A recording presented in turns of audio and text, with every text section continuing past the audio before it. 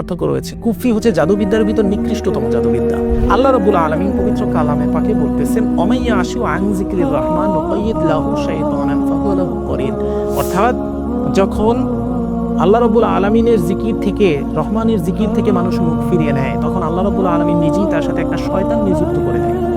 ইহুদিদের রাষ্ট্রীয় পর্যায়ের ব্যক্তিরা কাব্বালা নামে তাদের একটা সোসাইটি রয়েছে। এই সোসাইটিতে হচ্ছে তারা এই বইগুলো নিয়ে গবেষণা করে এবং তারা বিভিন্ন মানুষ দিয়ে এই বইগুলোকে পুনরায় হচ্ছে হিব্রু থেকে ইংরেজিতে ট্রান্সলেশন করিয়েছে। ইরানের উপর কালো জাদু দিয়ে আক্রমণ করেছে হচ্ছে আপনার ইসরাইল। লা ইলাহা ইল্লাল্লাহুল হালিমুল কারীম, সুবহানাল্লাহি রাব্বিল আরশিল আযীম, আলহামদুলিল্লাহি রাব্বিল আলামিন, আসআলুকা মুজিবাতি রাহমাতিকা ওয়া আযাইমা মাগফিরাতিকা ওয়াল গনিমাতা মিন কুল্লি বিররি ওয়া সালামাতা মিন কুল্লি ইসমিন লা তাদা আলী যামবান ইল্লা গফারতাহু ওয়া লা হাম্মান ইল্লা ফাররাজতাহু ওয়া লা হাজাতান হিয়া লাকা রিদুন ইল্লা কদাইতাহা ইয়া আরহামার রাহিমিন। এটা হচ্ছে সূরাতুল হাজতের। এখানে আমরা যদি এই আয়াতের দিকে তাকাই তাহলে আমরা দেখতে পাচ্ছি আল্লাহ রাব্বুল আলামিন বলছেন, ওমা কাফারা সুলাইমান ওয়ালাকিন্না শায়াতিনা কাফারু ইউআল্লিমুনান নাসা সিহর। সুলাইমান কুফরি করেননি, কিন্তু শয়তান কুফরি করেছে। কাহিনীটা আসলে ঘটে কি?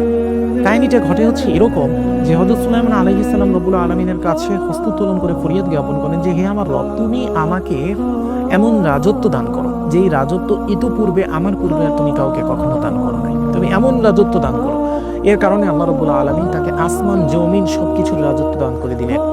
বাতাসে হচ্ছে আপনার 1 মাসের পথ একদিনে অতিক্রম করত, একদিনের পথ 1 ঘন্টায় অতিক্রম করত। তার যে অলৌকিক কর্মকাণ্ড, যার জন্য জিন্নাতরা, শয়তানরা, সকল জীবরা, ইনফ্যাক্ট হচ্ছে বনের বাঘ, পশু পাখি, সিংহ, কুমির সবাই হচ্ছে তার সৈন্য দলে ছিল। শয়তান হচ্ছে বেশ কিছু কিতাব লিখেন। শয়তান একটা না দুইটা না প্রায় 3 থেকে 5টা কিতাব লেখেন এবং এই কিতাবগুলো সে হচ্ছে সব মানুষের মাঝে ছড়িয়ে দেন। যখন এই কিতাবগুলো সব মানুষের মাঝে ছড়িয়ে দেওয়া হয় তখন কি করে, হযরত সুলাইমান আলাইহিস সালামের কাছে যখন এই খবর যায় যে মানুষ কুফরি করতেছে, তখন হযরত সুলাইমান আলাইহিস সালাম ওই কিতাবগুলোকে বাজেয়াপ্ত করেন এবং ওই কিতাবগুলোকে তার সিংহাসনের নিচে পুঁতে রাখেন। এমত অবস্থায় হযরত সুলাইমান আলাইহিস সালাম যাই করুক না কেন, তিনি দেখতে পাচ্ছেন যে তার রাজত্বের ওই সময়ে মানুষরা কোনো মতেই জাদুবিদ্যা থেকে বিমুখ হচ্ছে না। মানুষকে এই জাদুবিদ্যা থেকে দূরে কিভাবে সরানো যায়? বিদ্যা হচ্ছে ভাই দুইটা, একটা হচ্ছে জাদুবিদ্যা বা সিহির বিদ্যা, আর একটা হচ্ছে রুহানি বিদ্যা বা কারামতি বিদ্যা বা ইলমুল হিকমা, আপনি যেটাই বলেন না কেন। সেহের বা জাদুবিদ্যা হচ্ছে আল্লাহ রাব্বুল আলামিনের সাথে কুফরি করে শয়তানকে সন্তুষ্ট করে অলৌকিক কর্মকাণ্ড ঘটানো। আর কারামত বা ইলমুল হিকমা বা রুহানি বিদ্যা হচ্ছে মহান পাক পরওয়ারদিগার রব্বুল আলামিনের পবিত্র নাম, পবিত্র কোরআনের কালামের পবিত্র আয়াত, এই সব কিছু তেলাওয়াত করে আল্লাহ রাব্বুল আলামিনের কাছে যে কোনো বিষয় সম্পর্কে হস্ত উত্তোলন করে ফরিয়াদ জ্ঞাপন করা। সমস্যার সমাধান কি করতে পারে? আসলে শয়তান কখনো সমস্যার সমাধান করতে পারে না। সমস্যার সমাধান করার মালিক আল্লাহ। কিন্তু কোনটা শয়তানের ধোঁকা আর কোনটা শয়তানের ধোঁকা না, এটা আমাদেরকে বুঝতে হবে। তাহলে শয়তানকে যখন আমরা খুশি করি, তো শয়তান সেই কাজটা কিভাবে করে? যদি শয়তান কোনো কিছু করতে নাই পারে, তাহলে শয়তান সেই কাজটা কিভাবে করে? আল্লাহ রাব্বুল আলামিন পবিত্র কালামে পাকে বলতেছেন, অমাইয়া আশু আন যিকরির রহমান নুকাইয়িদ লাহু শাইতানান ফাহুয়া লাহু করিন।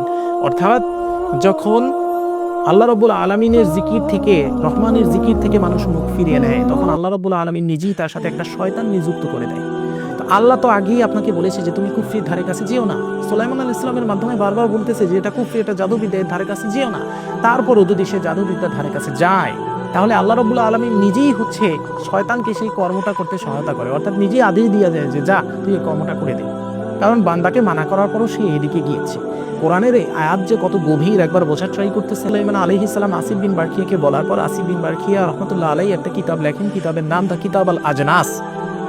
এই কিতাব আল আজনাসে আসিফ বিন বারখিয়া রাহমাতুল্লাহ আলাইহি আল্লাহ রাব্বুল আলামিনের অনেক গুপ্ত ইসমে আজম এবং অনেক গুপ্ত নাম উল্লেখ করেন, অনেক গুপ্ত রিচুয়াল উল্লেখ করেন, যেগুলোর মাধ্যমে একজন মানুষ ইলমুল হিকমা এবং রুহানিয়াতের এমন চরম স্তরে পৌঁছাতে পারেন যে স্তরে পৌঁছানোর পর তার জীবনে আর জাদুবিদ্যার কোনো দরকারই পড়বে না।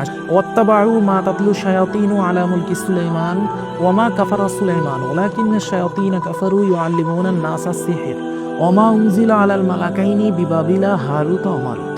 এর অর্থ হচ্ছে সুলাইমানের রাজত্বকালে তারা সেই সমস্ত জিনিস হচ্ছে ফলো করতো বা সেই সমস্ত জিনিস অধ্যয়ন করতো যে সমস্ত জিনিস সুলাইমানের রাজত্বকালে শয়তান মানুষদেরকে শিক্ষা দিয়েছিলেন।